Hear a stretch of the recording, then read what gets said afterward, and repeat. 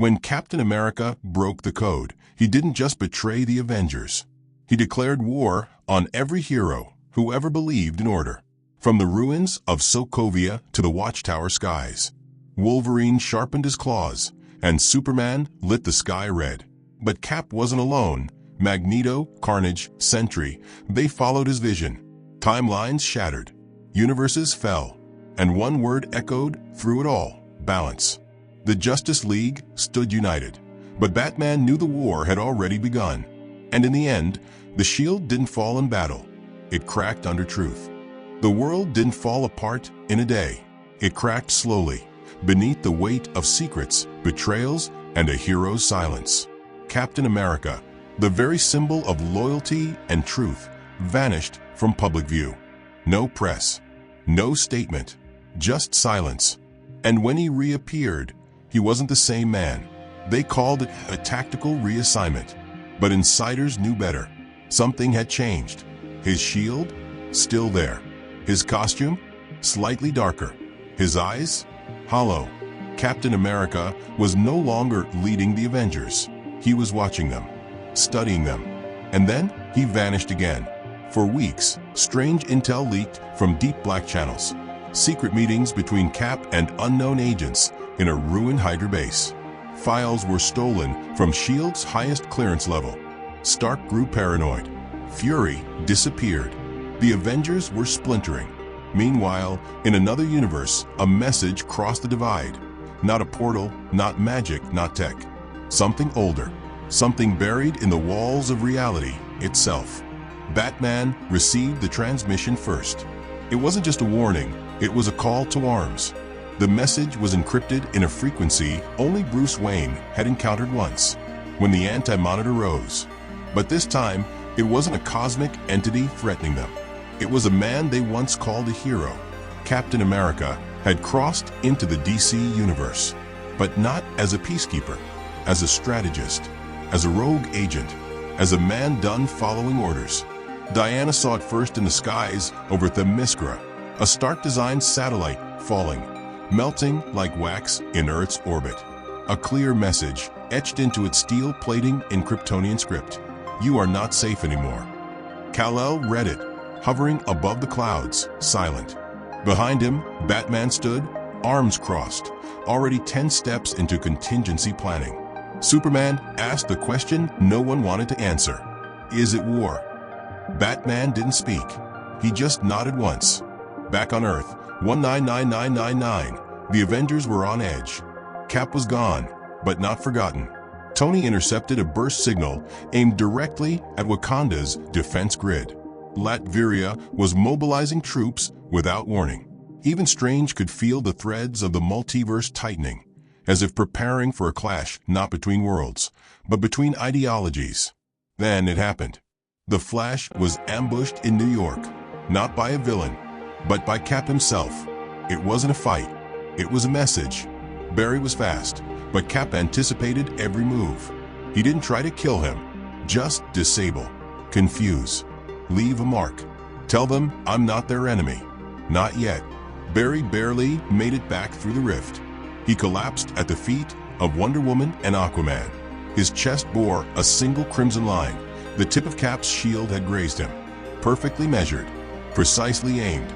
Superman flew higher that day, higher than ever before, past satellites, past dead space junk, past the noise of humanity, listening, waiting, watching for the signal.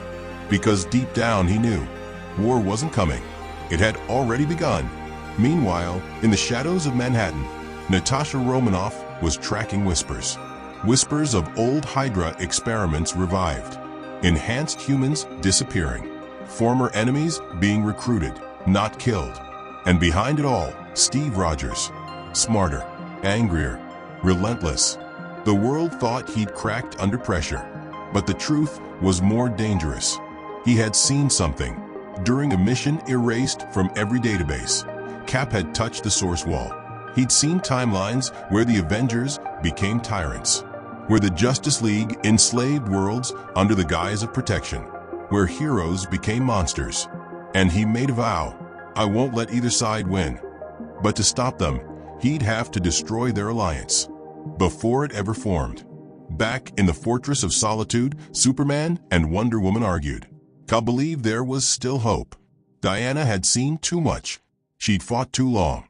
Her instincts screamed one truth. Captain America has become the threat he used to fight. Batman didn't speak. He was already decoding the last Hydra satellite Cap had hijacked. Its coordinates pointed to one place, the ruins of Sokovia. There, something was being built, or rebuilt. The Justice League knew the Avengers wouldn't come quietly, but they never expected what came next. Cap wasn't alone. Behind him stood two figures shrouded in shadow. One with a red glow burning in his chest. The other, pure chaos in human form. Magneto and Carnage. Cap was forming a new alliance, not of heroes, not of villains, but of believers. People tired of labels. People who saw the cracks in both universes. Who wanted to tear everything down and rebuild it from scratch. Justice? Vengeance, he said, as a dozen satellites crashed into the oceans around the globe. I've seen what both create. Now it's time for something else. Balance. And with that, the Avengers Tower went dark. All power lost. Every defense disabled. The heart of the heroes offline. Captain America hadn't just gone rogue. He had become the architect of the greatest war the multiverse had ever known. And the Justice League had just declared it. The world was holding its breath. Avengers Tower lay in silence, cold, dark, hollow. No alerts, no defense grid, not even Jarvis. Stark stood in the center, staring at the blank hologram that once pulsed with life. Everything he built had been shut down in a heartbeat. Not hacked, disabled. From the inside. Steve had known the codes. Elsewhere, Wakanda was already mobilizing. Shuri had detected graviton pulses near the Sokovia ruins. The readings weren't natural, not even alien. They were something older, like echoes of time being rewritten. T'Challa was ready to act. But this wasn't just a tech war anymore. This was ideology collapsing into fire. Meanwhile, the Justice League held its first war council in years. Batman had mapped every known point where the multiverse had thinned. Flash had recalibrated his timeline sensors. Aquaman had summoned forces from 7 oceans. And Superman was quiet. He hadn't spoken since Cap took down the Avengers' core systems. I don't think he's trying to win, Bruce said at last. I think he's trying to prove we don't deserve to. But the real shock came from Diana. She had intercepted a coded message, sent not to her, but to the Watchtower's vault. A message from someone no one had seen since the last crisis. Dr. Manhattan. It was a warning. A cosmic ripple was unfolding, not caused by Cap's rebellion, but drawn to it. Like moths to a burning ideology, Superman stood. His eyes glowed faintly red. We don't wait anymore. We end this. He was done playing defense. Across the dimensional veil, Cap's camp was growing. Magneto had established a magnetic perimeter around Sokovia's crater.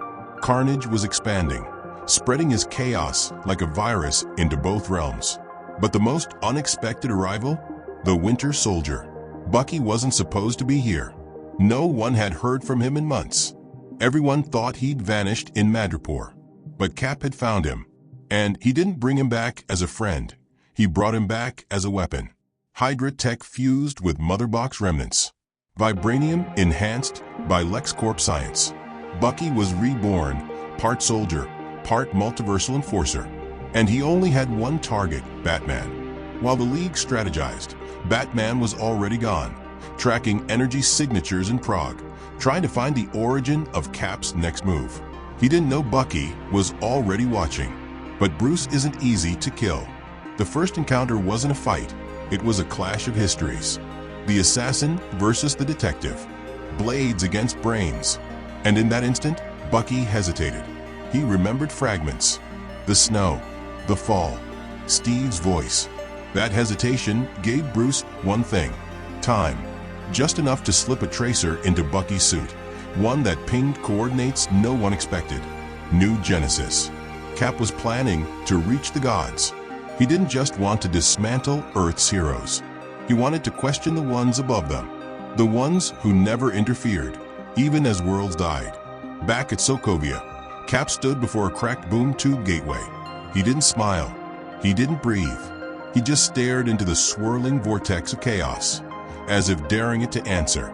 Behind him, Magneto warned him, "The source is not your war." Cap didn't flinch. Then it's time someone made it theirs. At that moment, Thor arrived. He didn't come with lightning. He came with grief. Asgard had fallen again, this time to someone who wore a shield and spoke with conviction. "Steve," Thor said calmly, lowering Mjolnir, "you are breaking more than worlds. You are breaking fate." Cap raised his own shield, not in defense, in judgment. Then fate was never meant to last. The two clashed with fury, vibranium and God Force colliding in a shockwave that shattered mountains across dimensions. But even Thor could see it. Steve wasn't fighting to kill. He was fighting to teach, to push the gods themselves to answer for their silence. And then Cap whispered a single name, Zod. The skies burned red. From deep within the Phantom Zone, General Zod broke through, riding Cap's signal like a comet. And with him, an army of Kryptonian extremists, disillusioned, exiled, angry. Superman heard it. The breach, the scream, the war cry. Kal didn't wait. He flew faster than thought, shattering through space-time, crashing into Zod before he could even land. But Zod was ready, and Captain America watched them battle and did nothing. Because this time, it wasn't about fists. It was about breaking alliances from within. And the Justice League was falling into the trap. Wonder Woman was next.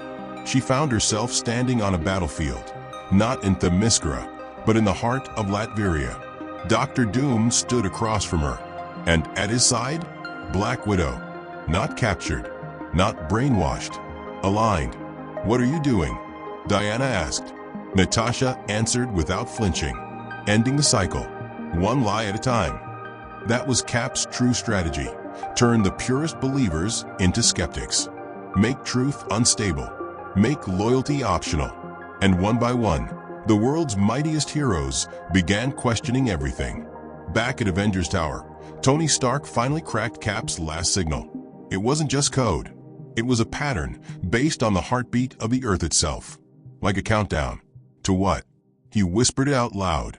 Judgment Day.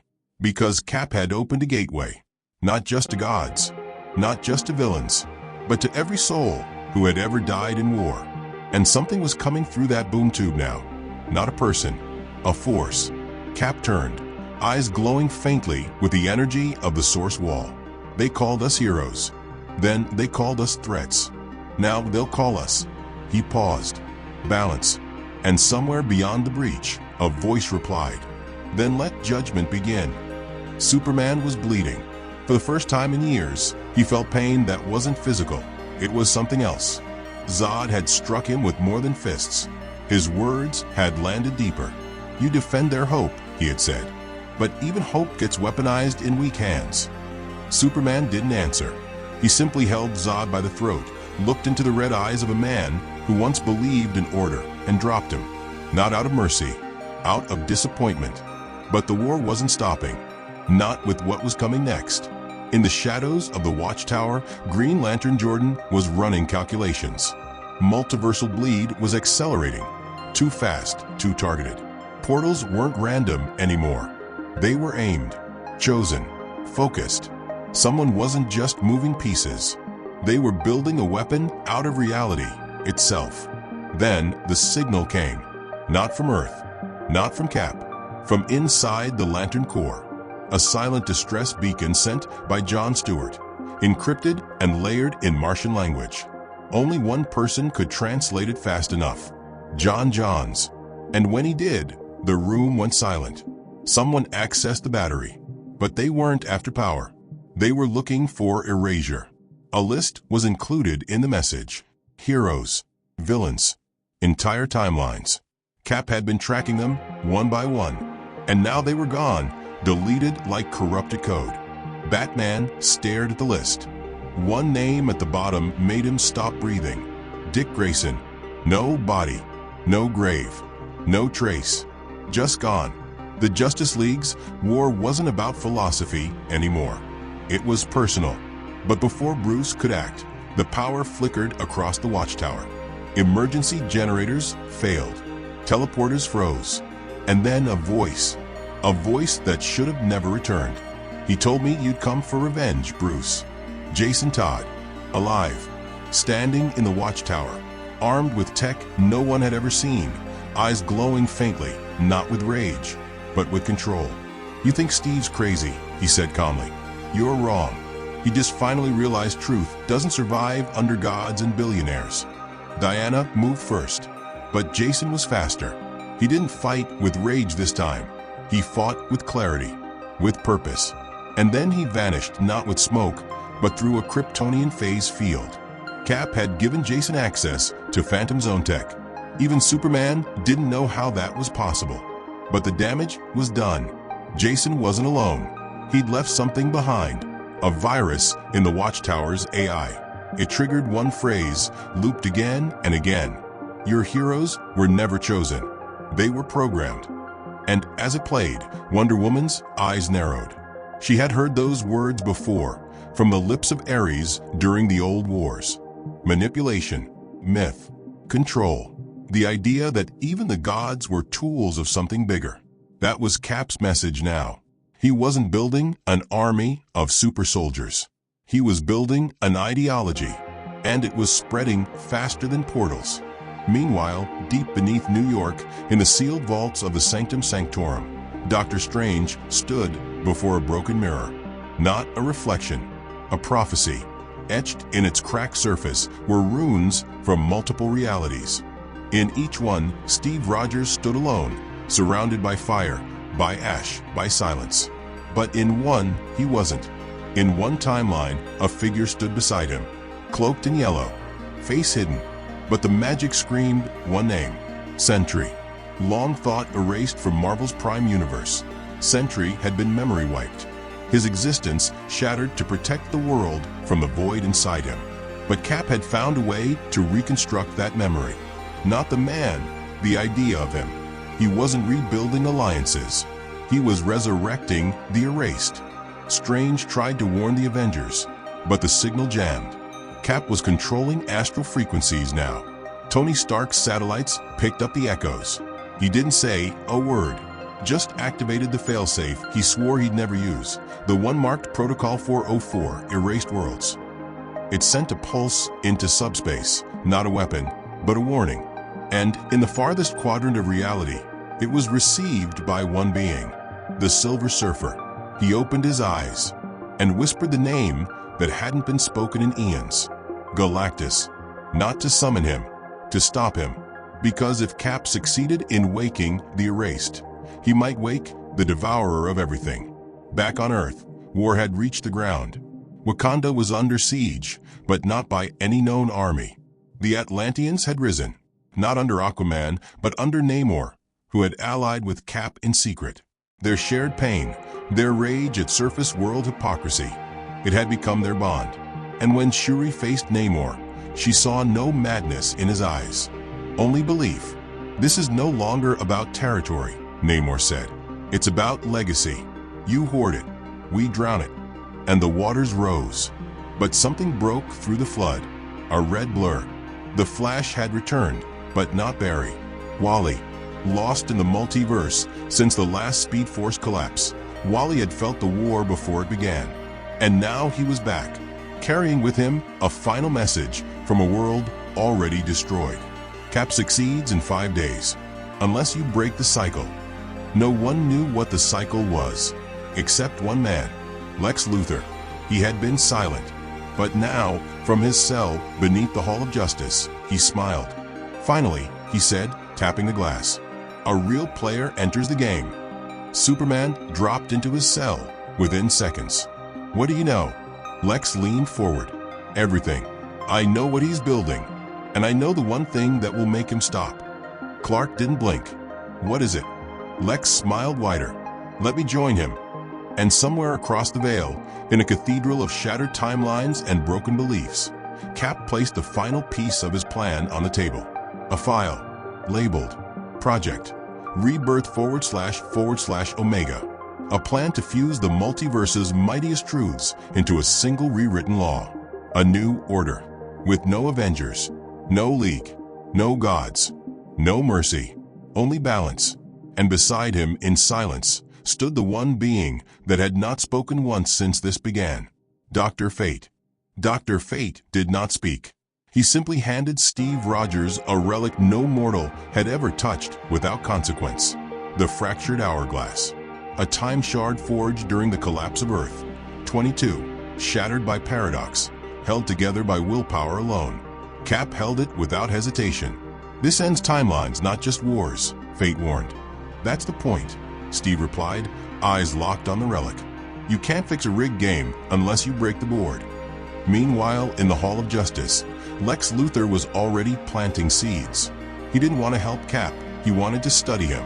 Not as an enemy, not as a hero, as an anomaly. A man too clean to betray, yet too dangerous to ignore. Captain America has achieved something no villain ever could, Lex muttered, accessing his old neural backups. He made gods doubt their purpose. And then Lex did the unthinkable. He handed Batman a copy of Cap's blueprint. Project Rebirth // Omega wasn't just a plan, it was a rewrite, a protocol that would merge the dominant qualities of every known reality into one perfect universe. No Krypton, no Hydra, no Atlantis, no Olympus. One world, one law, one balance. And the engine powering it? Sentry.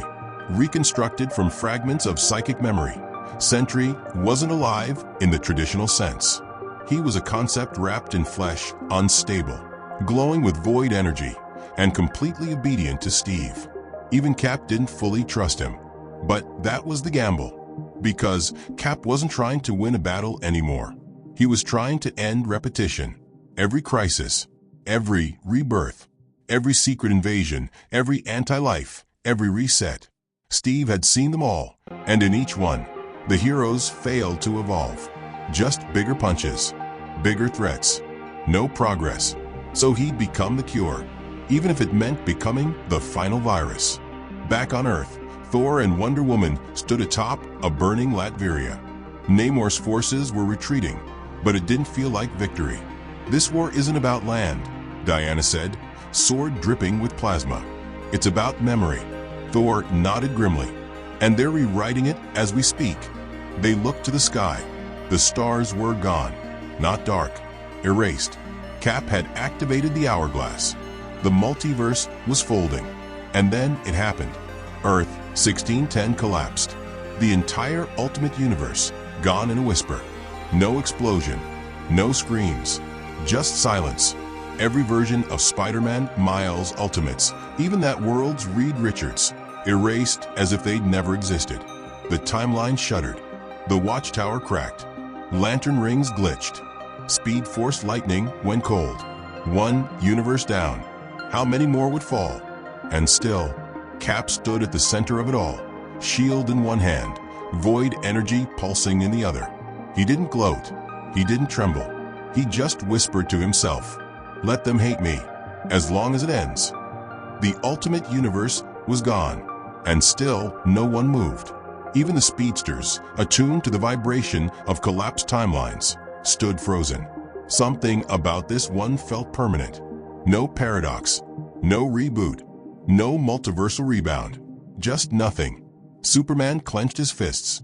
Batman closed the file in his hand. And somewhere, deep inside the Phantom Zone, Zod laughed, not out of madness, but recognition. This is what happens when you give soldiers vision. But then, something flickered in the static between worlds. Not a timeline, a person.